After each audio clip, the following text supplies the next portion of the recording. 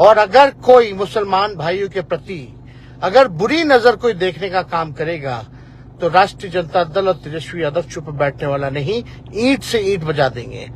मुसलमानों की तरफ बुरी नजर रखने वालों की ईंट से ईंट बजा देंगे, ये कहना है बिहार के नेता प्रतिपक्ष तेजस्वी यादव का।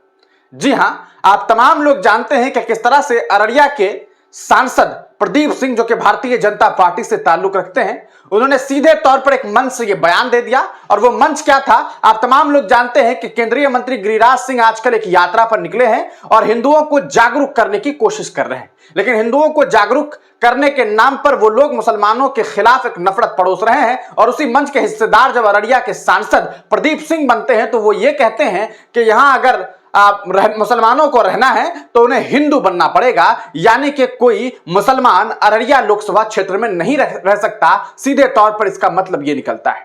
इस बयान के बाद तेजस्वी यादव काफी आक्रोशित हैं और काफी गुस्से में हैं। उन्होंने सीधे तौर पर बिहार के मुखिया आदरणीय नीतीश कुमार पर हमला बोल दिया और यह कहा कि अगर इस बिहार में कोई भी दंगा फसाद होता है तो इसके लिए सीधे तौर पर बिहार के मुखिया नीतीश कुमार जिम्मेदार होंगे, क्योंकि उनके ही वजह से इस तरह के मामला सामने आ सकते हैं। तेजस्वी यादव कहते हैं कि जब तक मैं हूं, जब तक मैं जिंदा हूं, बिहार में हूं, तब तक बिहार में दंगे नहीं होने दूंगा, फसादात नहीं होने दूंगा। और कोई अगर मुसलमान भाइयों की तरफ आंख दिखाता है और आंख दिखाने की कोशिश करता है तो उनकी ईंट से ईंट बजा देंगे। आप सुनिए कि क्या कुछ कह रहे हैं तेजस्वी यादव।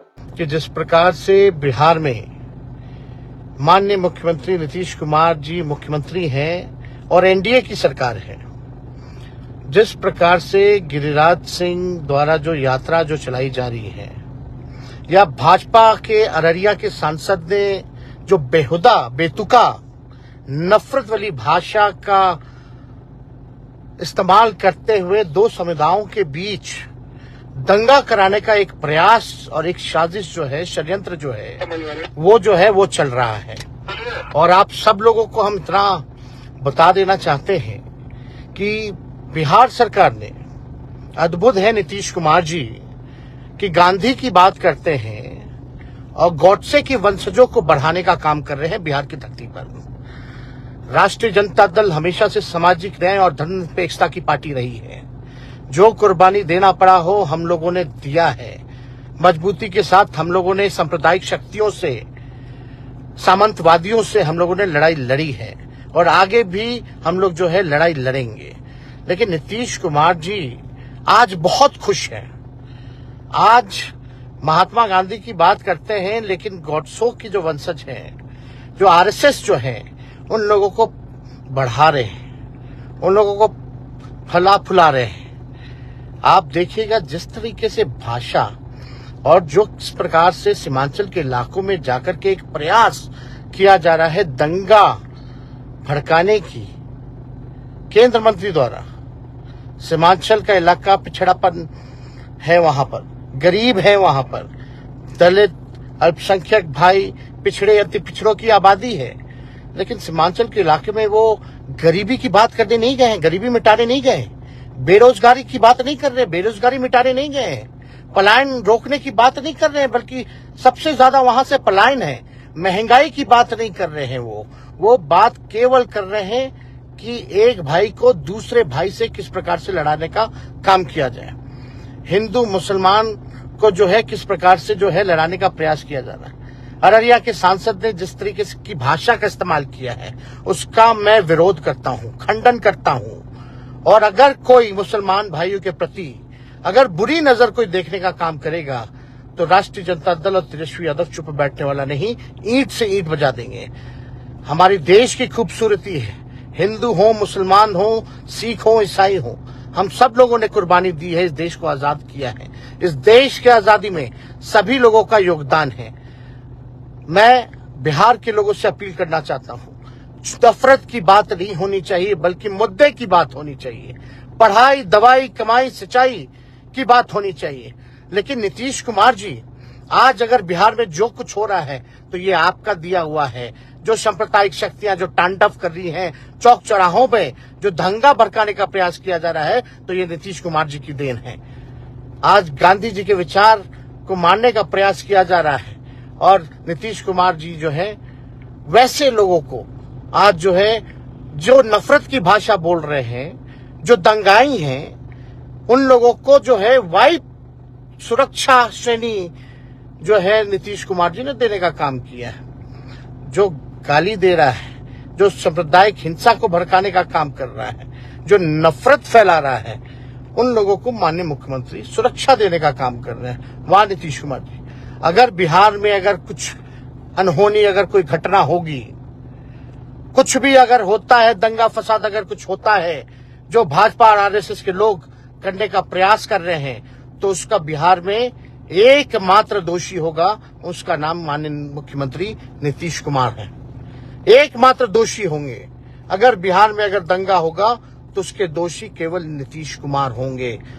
हम देख रहे हैं इनकी साजिशों को, और हम लोग सब लोग जो है इन नफरत फैलाने वालों की बातों पर गौर नहीं करना चाहिए। हम सब लोगों को अपने भविष्य को लेकर के चिंता करनी चाहिए कि एक नया बिहार बनाना है, भविष्य को बेहतर करना है, जहां बेरोजगारी, गरीबी, महंगाई बेरोजगारी की बात हो, ये बात होनी चाहिए। रोजगार लोगों को मिले, अच्छी चिकित्सा मिले, लोगों को अच्छी शिक्षा मिले, इसकी जो है बात होनी चाहिए। इसलिए जो भी भाजपा के लोग जो प्रयास कर रहे हैं, हम राष्ट्रीय जनता दल के लोग जो है चुप बैठने वाले नहीं हैं। ये बाय इलेक्शन को देखते हुए ये लोग दंगा भड़काने का प्रयास कर रहे हैं। ये लोग हार के डर से इस तरह का काम कर रहे हैं। तो सुना दोस्तों आपने तेजस्वी यादव को कि किस तरह से उन्होंने बड़ी ही बेबाकी के साथ इस मुद्दे पर बात की है। बिहार में अगले साल विधानसभा का चुनाव होना है, और विधानसभा के चुनाव से पहले आप तमाम लोग जानते हैं कि बहुत सारे दल के नेता यात्राओं पर निकले हुए हैं। तेजस्वी यादव भी पिछले दिनों यात्रा पर थे, और अभी फिलहाल उनकी यात्रा की दोबारा शुरुआत हुई। इस बीच आपको बता दें कि तेजस्वी यादव ने सीधे तौर पर अब मुसलमानों के साथ एक बार फिर से अपना जो उनके पिता का जो रिश्ता मुसलमानों के साथ रहा है, जो MY समीकरण रहा है, उस समीकरण पे काम करने लगे हैं और खुल करके मुसलमानों की नुमाइंदगी करने की कोशिश कर रहे हैं। और लब सिले हुए नहीं दिखाई दे रहे हैं, बल्कि उनके लब अब बोल रहे हैं, और वो मुसलमानों का नाम लेकर के ये कह रहे हैं, वो अल्पसंख्यक कह करके बातों को दबाने की कोशिश नहीं कर रहे हैं, खुद को सेफ जोन में रखने की कोशिश नहीं कर रहे हैं, बल्कि खुल करके बोल रहे हैं और ये कह रहे हैं कि अगर मुसलमान भाइयों की तरफ अगर किसी ने आंख दिखाने की कोशिश की, उनके साथ अगर कुछ गलत हुआ, तो फिर हम ईंट से ईंट बजा देंगे। क्या आप तेजस्वी यादव के इस प्रेम को सिर्फ और सिर्फ इस तरह से देखते हैं कि ये चुनाव के वक्त का